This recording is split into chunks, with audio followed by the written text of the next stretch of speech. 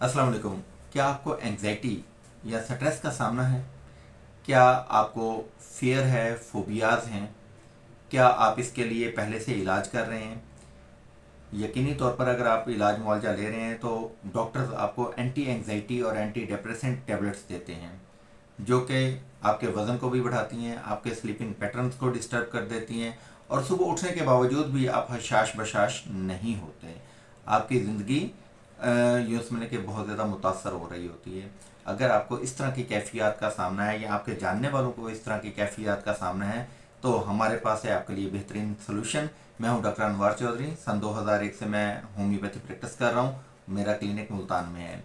Anxiety या depression के हवाले से मैं आपको एक सादा सी तारीफ़ बताऊं कि जब हालात वाक़यात हमारी तवक्कुआत से उल्ट होते हैं तो हम एंग्जाइटी या डिप्रेशन का शिकार हो जाते हैं।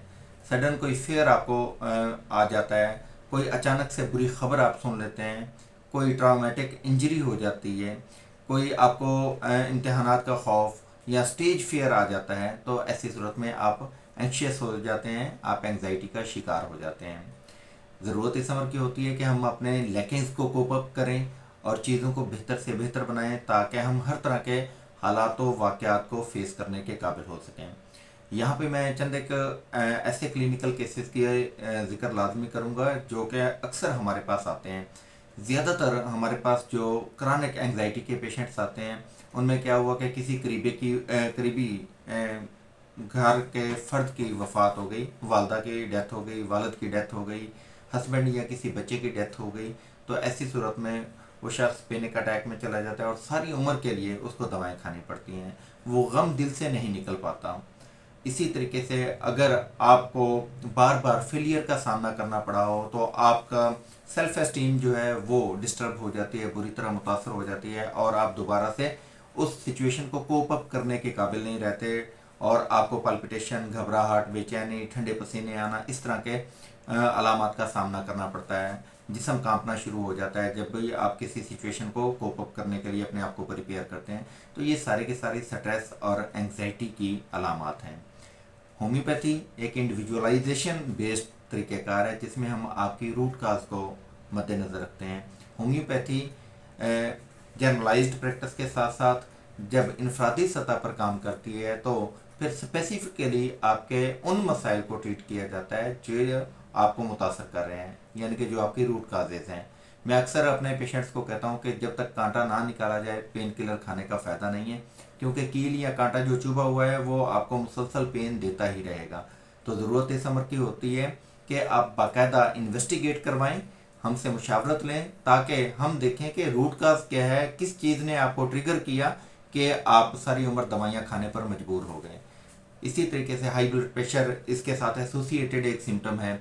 स्लीपिंग पैटर्न्स आपके डिस्टर्ब हो जाना वो एक एसोसिएटेड सिम्टम्स है। इसके साथ आपका मैदा बहुत ज़्यादा मुतासर होता है, वो भी एक एसोसिएटेड सिम्टम है।